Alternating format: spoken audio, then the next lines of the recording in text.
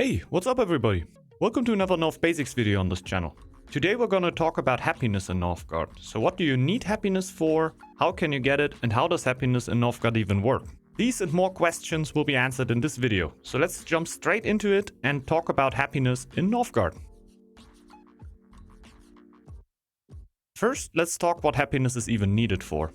Most of you will know that happiness is needed to have new villagers spawn from your town hall. So if you are unhappy, your villagers' production will halt, and if this wouldn't be bad enough already, depending on how unhappy you are, so if you have -1 or -10 happiness, villagers and worker will slower with low unhappiness and faster with high unhappiness enter the unhappy state, which will make them 20% less productive, basically like they would be wounded, and this state can only be reversed by reaching a positive happiness again. The amount of happiness you have will also influence how fast new villagers will spawn from your town hall. So if you have 10 happiness, villagers will spawn faster than when you have 1 happiness. The exact numbers are a little complicated, but I will show you a little graph from the Northgard wiki, made by the great Bo2Jiboe, to visualize the effect of happiness on your population growth. Because not only the happiness is relevant for how fast villagers will spawn for you, but also the amount of population you already have. So if you have 2 happiness and only 1 population, a new villager will spawn in roughly 20 in-game days. 1 in-game day is basically 2 seconds. If you already have 20 population, it will roughly take 40 in-game days to spawn a new villager with the same happiness. So the more population you already have, the more happiness you will need to spawn villagers in just as fast as before. The amount of happiness you have will also have a non-linear effect on the time which a new villager will need to spawn. If we have a population of 20 and 2 happiness, your next villager will spawn in roughly 40 days as we established before. If we now double our happiness to 4, the villager spawn time will not halve to 20 days, but end up at around 35 days. With the happiness rising, this effect will get weaker and weaker, which is the reason why people usually don't get 20 happiness in the early game, to quickly spawn big population and rather float around 1 to 5 happiness to have the best efficiency of spawning new villagers in relatively quickly, while not putting in too much work into actually maintaining that happiness. You can already see the happiness system is a little complicated compared to the other resource systems in Northgard. But you can usually do pretty well with a few rule of thumbs, since you usually do not want to overdo your happiness production if you don't want to make up for losing a lot of vills by an attack or something. But you generally don't want it to be negative, so you are permanently spawning new villagers, which are the lifeline of your economy, and you definitely don't want your population to become unhappy and produce less in general. Since we now got a pretty good idea how happiness works and affects our villager spawn rate, let's talk about how to actually acquire happiness, since there are manifold ways to actually get and lose happiness. The first and easiest way to get happiness is by acquiring tiles, what you usually want to do regardless. At the start of the game, you will naturally spawn on a tile and get 2 happiness for that. Congratulations!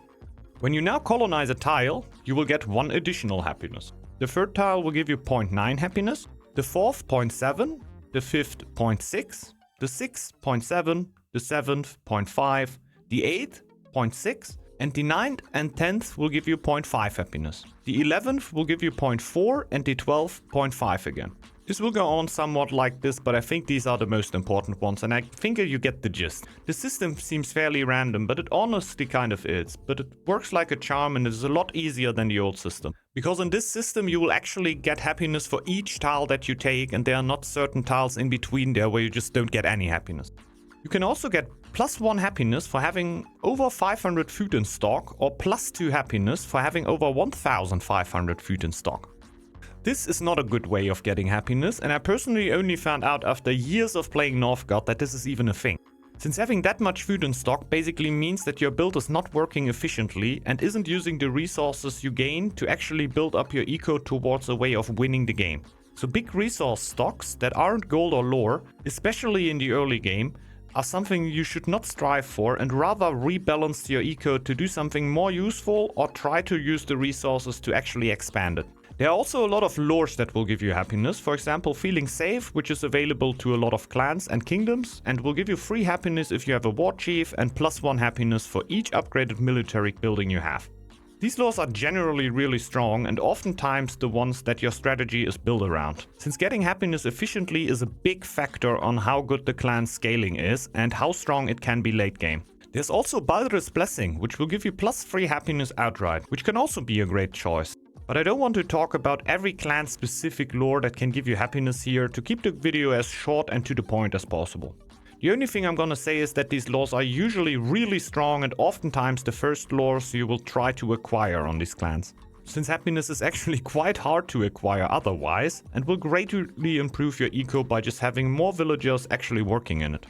You can also just build a brewery or your clan's equivalent to that, like the Hall of Skulls or the Hugger. Each brewer will produce 3 happiness for you and even get 50% more efficient when you upgrade the building. That is generally quite good. The downside to just getting your happiness with a lore is that you need to put actual villagers into the brewery. That could also produce any other resources for you if you could get your happiness in any other way. So it is basically the most inefficient way to get happiness. But some clans will still resort to it as the best solution there is.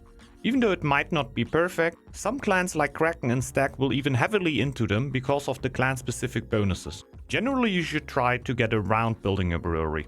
But it's better to get one than fully hold on villagers and end up with a tiny population in the late game.